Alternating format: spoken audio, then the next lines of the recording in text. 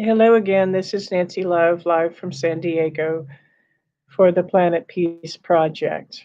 Once again, this is the pen that reminds me of my cats who were stolen from me, who I love more than anything else on this world, who I will find, who I will retrieve. I'm safe forevermore. I don't know if the earlier video was actually recording correctly. If you've never done these before, it takes a while for YouTube to process the live videos, so it will be a while before I will be able to see if that was correctly recording. But I got a notice that the connection was not correct, so I'm starting over. And this is part 2 about deep fakes. Deep fakes are videos that are made, or the term in the vernacular of our society is reference to videos that are made from editing real videos, news videos, or YouTube channel videos, or whatever. And they are then edited so that it appears that people are saying things that they're not really saying. And as I mentioned in part 1, which I hope recorded adequately, I did speak to a world leader quite a number of years ago who was just astonished to have been provided by his protectors, the people who were defending him from this kind of garbage, to see. He said, Nancy, it seems for all the world like it's me saying that, but I never said that. In fact, I said the exact opposite of that. So somebody took his real videos, edited them in such a fashion so that it appeared that he was saying things that he never said. In fact, he had actually said the complete opposite of what the videos appeared to have him saying. I actually heard of a court case recently within the last year. I heard of someone presenting deep fakes as evidence in a court case that was completely spurious, that was profoundly poorly motivated, that was retaliatory in nature. And it was basically really, really bad people trying to hurt some really, really good ones by generating completely fake evidence. Oh, brave new world. What are the judges and the juries going to do now that criminals will present deep fakes as completely false evidence? Somebody is going to have a lot of insight and wisdom and sensitivity to see through that kind of garbage behavior. Now, I'm thinking that the term deep fake could be broadened in its usage. What if we started seeing or started using that term to talk about people? People who are deep fakes. I can think right offhand of 2 specific, very different kinds of deep fake people. One is the classic sociopath, the person with antisocial personality disorder. Often these people are also narcissists. And we all know what the term narcissist means now, don't we? Especially after the last 4 or 5 years in America. Everybody knows how to spell it, even. And I did my graduate work in psychology. I couldn't even spell narcissist until 2016. So you do have people who are deep fakes from the standpoint of being basically criminal in their intent. They don't care about you. They don't care about me. They only care about themselves. And I have a saying. What's your saying, Nancy? Well, my saying is this. Every narcissist has antisocial personality disorder. Everyone. They are bonded at the hips. Narcissists absolutely do have antisocial personality disorder. It's called APD, and you can look it up and look up the criteria for that designation in the Diagnostic and Statistical Manual for the Social Sciences, the DSM. So, yes, it's true that there are people with bad intent and they will steal from you and they will steal without guilt and they will blame you for being stolen from, how foolish you were. They will take your identity, apply for loans in your name. They will assault you and blame you for attracting their fist to your face. They will, uh, at times, murder. And these people are really unconscionable. And unfortunately, most people have encountered at least one or a handful of this kind of person in their life. And the deep fake type 1 person that I'm proposing, we could develop this terminology for, is a true sociopath of complete malintent. And this is the sort of person who has to fake his way through life because no one, let's face it, would have anything to do with someone who walked up to you, handed you a business card that said, you know, heartless criminal on it. Simply go around telling anybody who they really are because thief, murderer, um, I will assault you, that kind of thing. That doesn't belong on your business card and it doesn't belong in your impression management if you're trying to get over on the world as a sociopath. You absolutely have to fake your life, you have to create a facade, and you have to hide behind it for the rest of your life unless you get wisdom, unless you try to return to innocence. And that's what I'm going to be leading up to after I describe the second kind of deep fake.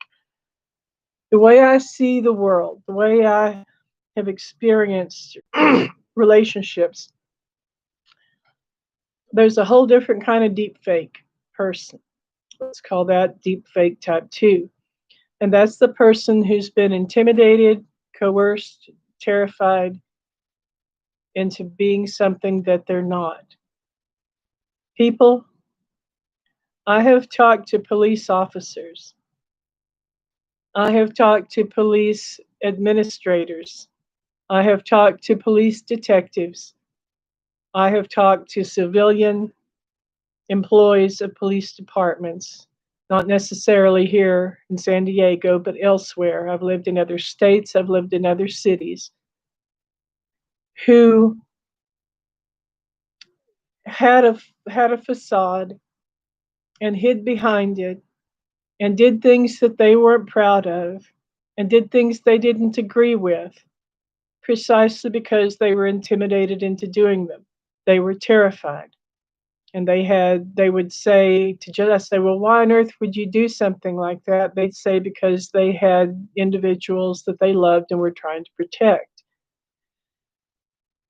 I have talked to people in district attorneys' offices.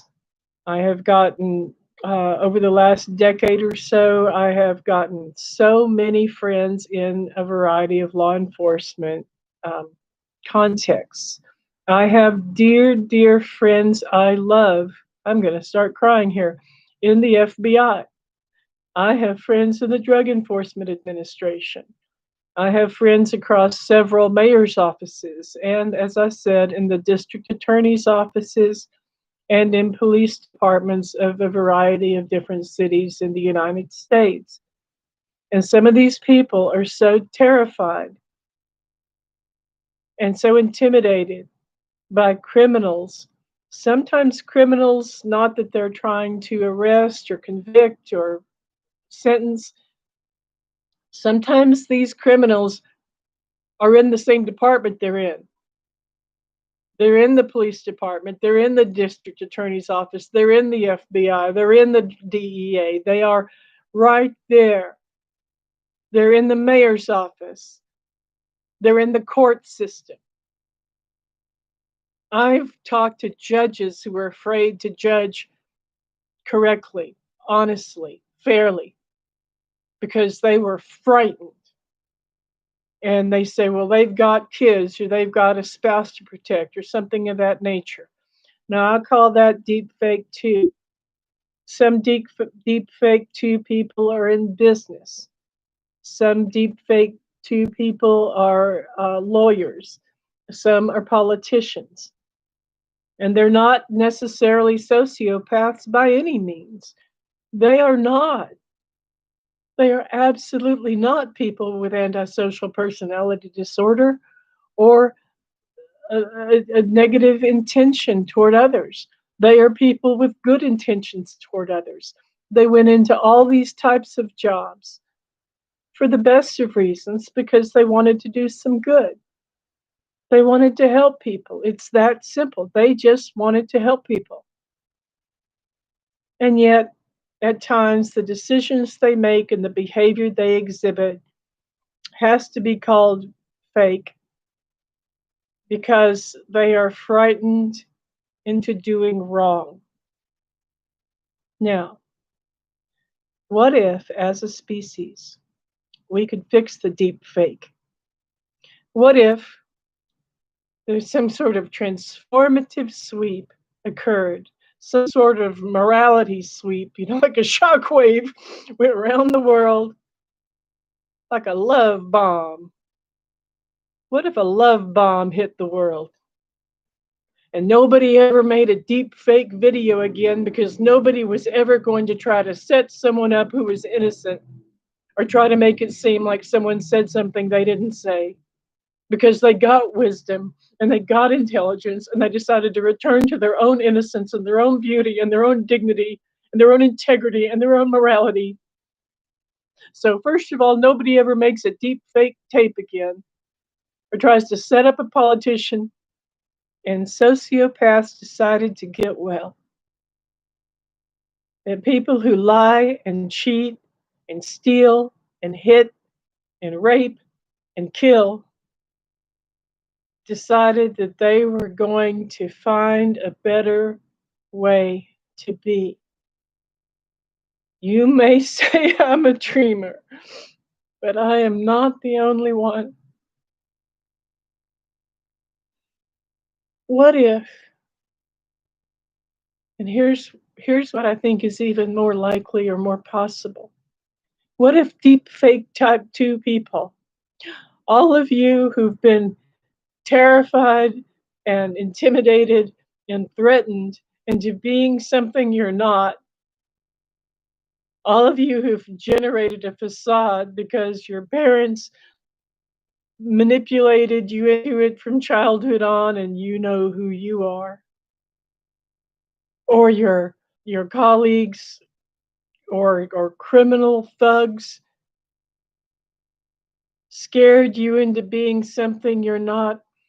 What if all you deep fake type 2 people decided that you were going to get well and that you were going to have wisdom and you were adamant about returning to your innocence because that is what inherently you would be without the coercion? That is who you would be. You would be beautiful. You would be pure. You would be wise. You would be honest. You would be sensitive. You would be compassionate. You would be unfailingly kind.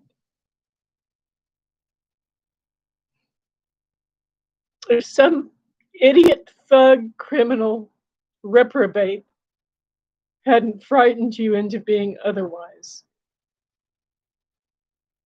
what if all you deep fake type 2 people decided unanimously, just as a group, to get together and get well? You could support each other. Let's say you are a really decent person in a corrupt police department. You're a good judge in a bad court system. Let's say you're a beautiful, full of heart, decent, wise, honest, loving person in a district attorney's office that's corrupt. Let's say you're in the military and there's a lot of covering up of bad behavior and illegal activity. Let's say you're a politician and you know your cohorts are guilty as charged, or they're guilty but uncharged. Let's say that all the good people actually got together and stood up for ourselves and refused to continue to be intimidated by all the bad people. Let's say that we started supporting one another and refused to be frightened and refused to be threatened. But as a group, we could help each other and protect each other. Well, I dare say that there would be a return to innocence fairly quickly. As a species, humanity wouldn't be so messed up anymore.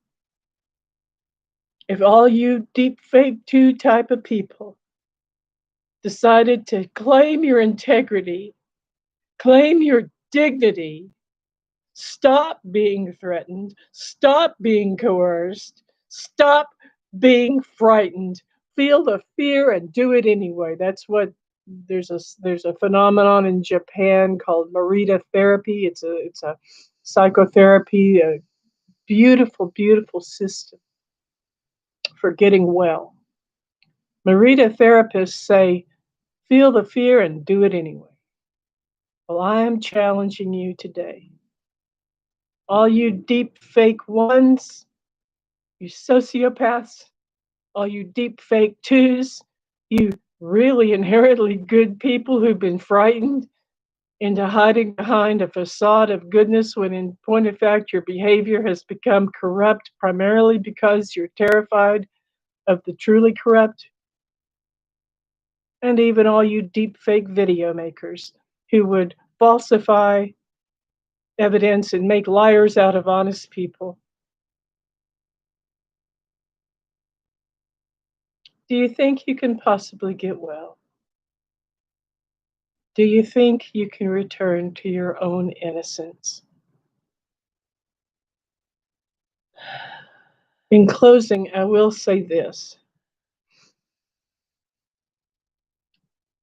There is something to religious and spiritual thought that goes back to the idea of forgiveness and reunion and redemption. I don't know what you believe. I don't care what you believe. I don't know whether the people listening to this will have read the entire Bible front to back or believe in Buddhism or Hindus or whatever. I don't care. But I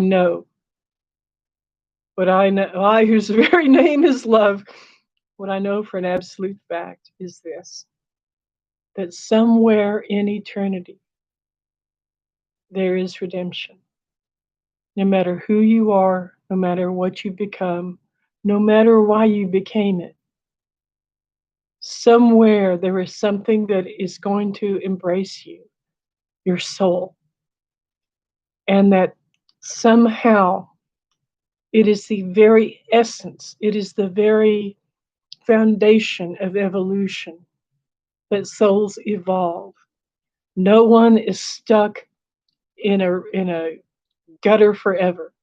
So no matter who you are, and no matter what you've become, and no matter how horrifyingly corrupt you have been, your behavior, your thoughts have been, and no matter what the reason, somewhere in the evolution of your soul, redemption is possible. Forgiveness will happen. And yes, even you, can return to innocence. Thank you for your time and attention. Sometimes I just get so inspired.